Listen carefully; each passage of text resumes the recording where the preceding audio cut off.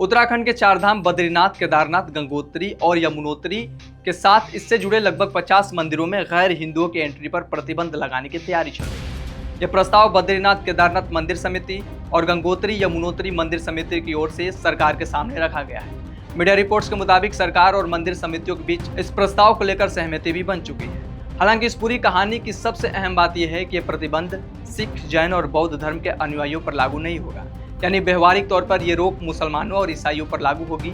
चूंकि भारत में गैर हिंदू आबादी में सबसे ज्यादा और सबसे बड़ी संख्या मुसलमानों की है, इसलिए यह मामला बहस के केंद्र में भी बना हुआ है।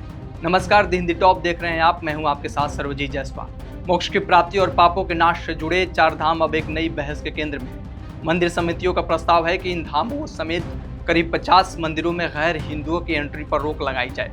यहाँ गैर हिंदू शब्द पर रुकना जरूरी है, क्योंकि प्रस्ताव में साफ साफ लिखा गया है कि सिख, बौद्ध और जैन इस दायरे में नहीं आएंगे।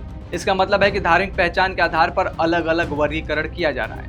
अगर आंकड़ों की बात करें तो 2011 की जनगणना के अनुसार भारत में मुसलमानों की आबादी करीब 18 करोड़ थी, जो आज अनुमान के मुताबिक 25 करोड़ के आसपास पहुंच चुकी है। यानी गैर हिंदुओं में सबसे बड़ा समूह मुसलमानों का है। इन आंकड़ों के इतर मंदिर समितियों ने ये प्रस्ताव सीधे धामी सरकार को भेज दिया है। मीडिया रिपोर्ट्स के मुताबिक सरकार इस प्रस्ताव पर सहमति की ओर बढ़ती दिख रही है।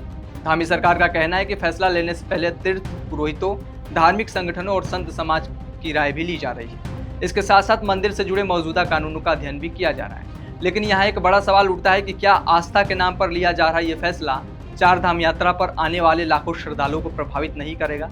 और उससे भी बड़ा सवाल ये है कि जिस उत्तराखंड की अर्थव्यवस्था पर्यटन पर काफी हद तक निर्भर है, क्या उसे इसका नुकसान नहीं होगा? हर साल केदारनाथ और बद्रीनाथ धाम में देश विदेश से लाखों श्रद्धालु पहुंचते हैं। 2025 के यात्रा सीजन के आंकड़ों के मुताबिक केदारनाथ धाम में 16,56,000 से ज्यादा श्रद्धालु पहुंचे, जबकि बद्रीनाथ धाम में करीब 16.5 लाख श्रद्धालुओं ने दर्शन किए। ऐसे में चार धाम से जुड़ा कोई भी फैसला सिर्फ उत्तराखंड का नहीं बल्कि पूरे देश से जुड़े यात्रियों का मुद्दा बन जाता है।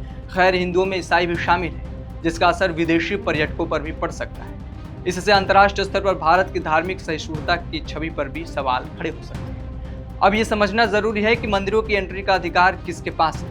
बद्रीनाथ केदारनाथ मंदिर समिति का गठन श्री बद्री और श्री केदार मंदिर अधिनियम 1939 के तहत हुआ था।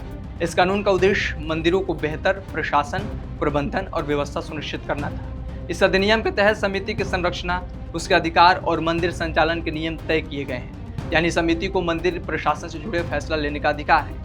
लेकिन इसी कानून की एक अहम बात यह भी है कि अगर समिति द्वारा लिया गया कोई फैसला नुकसानदेह साबित होता है तो उसका रिव्यू और संशोधन भी संभव है।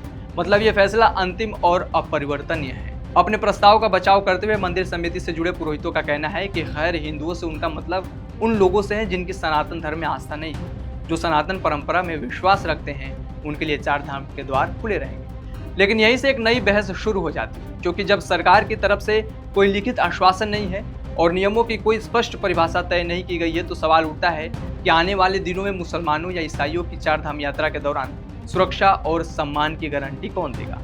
यह भी तय कौन करेगा कि किसकी आस्था पर्याप्त है और किसकी नहीं? कुल मिलाकर यह मामला सिर्फ मंदिर में एंट्री की नहीं, बल्कि आस्था और अधिकार, परंपरा और संविधान और नीति और उसके सामाजिक आर्थिक प्रभाव का सवाल है। अब निगाहें इस पर टिकी है कि धामी सरकार प्रस्ताव पर कैसा संतुलित फैसला लेती है। क्या यह फैसला सिर्फ आस्था के नाम पर होगा या इसके सामाजिक और आर्थिक परिणामों पर भी गंभीरता से विचार किया जाएगा? वैसे आपके इस मुद्दे पर क्या राय है, कमेंट सेक्शन में जरूर बताएं। और ऐसे ही तथ्यों के साथ सवाल उठाने वाली खबरों के लिए द हिंदी टॉप को सब्सक्राइब करें और साथ ही हमें एक्स, फेसबुक और इंस्टाग्राम पर भी फॉलो करना न भूलें।